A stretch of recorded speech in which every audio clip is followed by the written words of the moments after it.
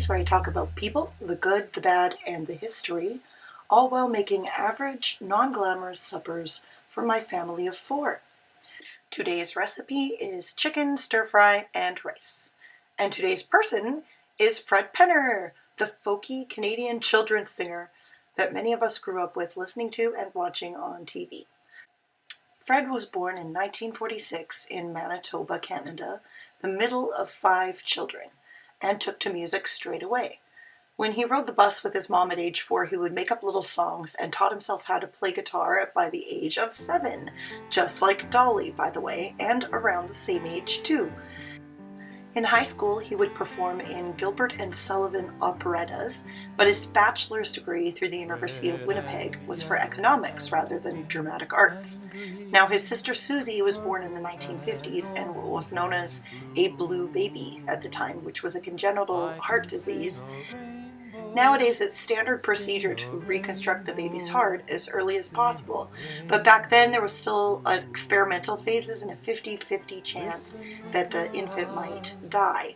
The family didn't want to take those chances, so they took Susie home. She had Down syndrome and was mostly nonverbal, but she really enjoyed music, and her brother Fred would bond with her over it. He played guitar, and they would sing and dance together. Susie loved the West Side Story record and would listen to the whole thing and then cry at the end and go back to life. And I still feel that way and do that sometimes with The Phantom of the Opera or Les Miserables, so I really feel this little girl.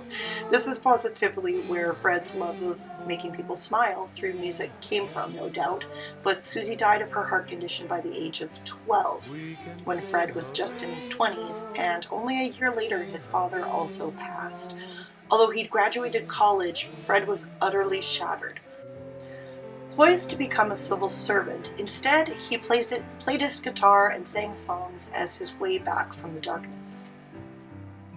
Fred was a young man in a band covering Joni Mitchell, Cat Stevens, and Gordon Lightfoot at lounges and bars, and he even toured around the college scene with some buddies in the 70s in a comedy band called Cornstalk. At this time he volunteered and then worked at treatment centers, hosting sing-alongs for the kids who had deep mental challenges, and he found that they would gravitate to him. They could find acceptance in his songs and manner that they may not have received normally. Fred met his wife Odette in 1977, and together, she and the band was to form a children's dance theater called Sundance. Odette choreographed the dances, and Fred wrote the music. The collaboration would eventually attract a doctor in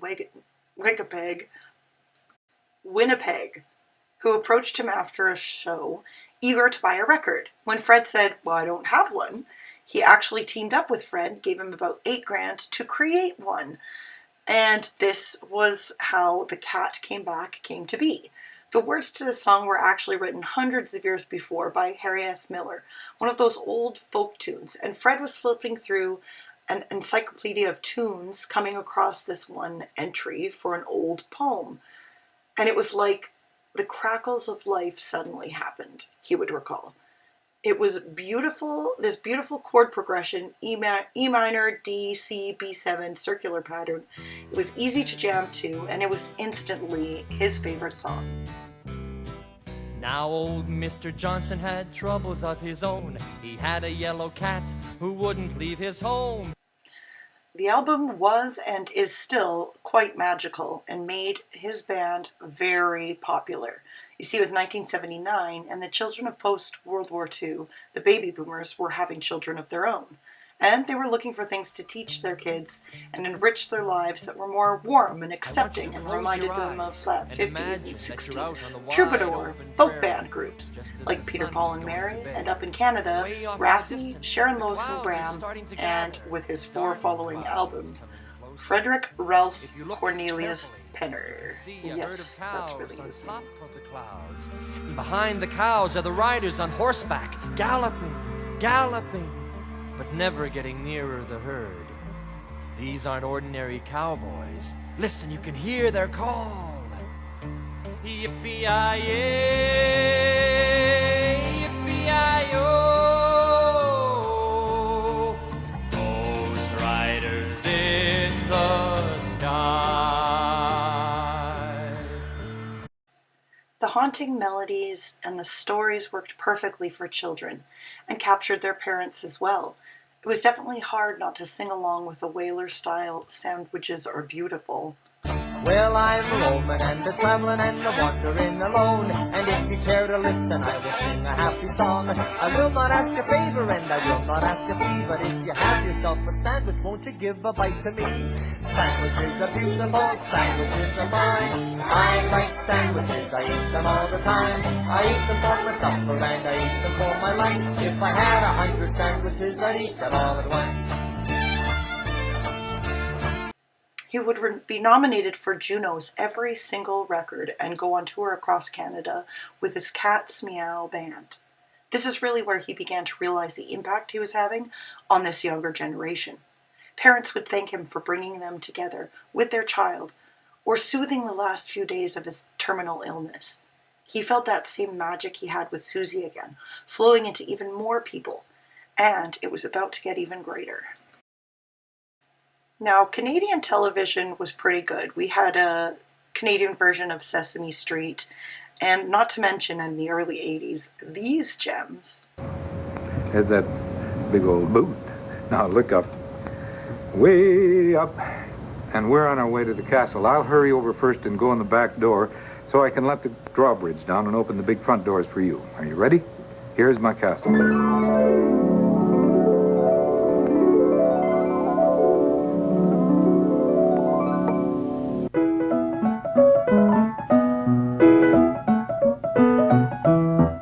But when Fred Penner's Place aired in 1985, he wasn't just a sensation north of the border.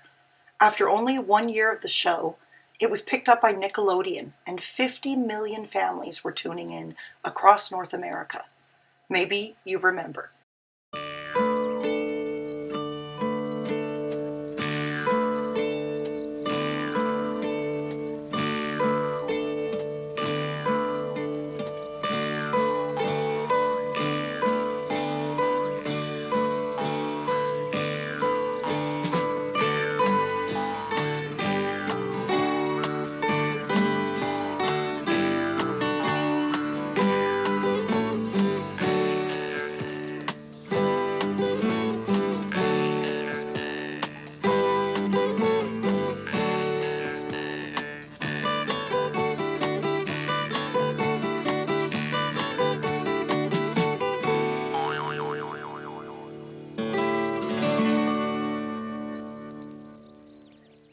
Fred always disappeared into a log, following his backpack, ready to invite you into his most special little cove, where you could visit the world of the Wordbird, silly songs, and his gentle way to teach us how to be better people.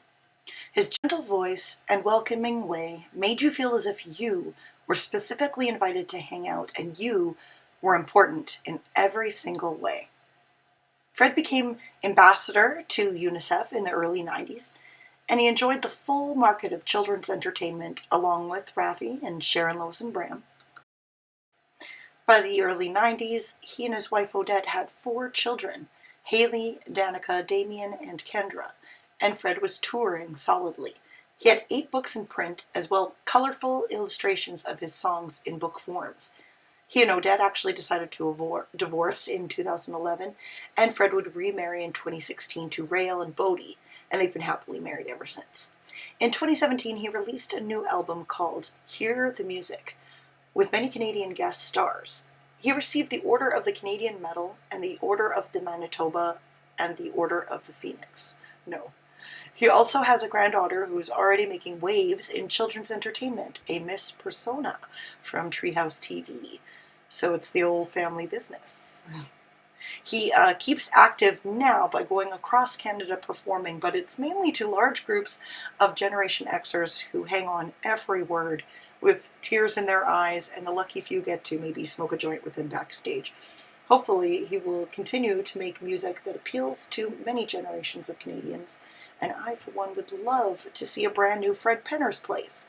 I do feel I have a position in this world now, and certainly seeing the generation who grew up with me. I mean, looking at your audience, there's a few smiles there, and I know that's from the Fred Penner's Place era. But playing the university circuit now and seeing that energy coming from the kids, they're just so pumped. What's the relationship like with those kids? A lot of them you're bringing back from the memories when they were young. I'm sure some of the teachers love it too, right? They do. I think part of it is primal therapy, rediscovering youthful exuberance, and I think, in a way, again, between you and me, I think I may be part of their DNA. Yeah. He is a truly good person. I'm extremely happy that he is still alive. We're so lucky to have him in this world. And, you know, from a Prairie's girl born in the 80s, I just have to say, if I had 100 sandwiches, I would truly eat them all at once. Now, this stir fry is delicious. Even though my son was like, no, I'm not going to eat it. He was like, yes, okay, fine. It was okay. Anyway, thanks for joining, and I'll see you next time. It went zip when it moved, bop when it stopped, when it stood still. I never knew just what it was, and I guess I never will.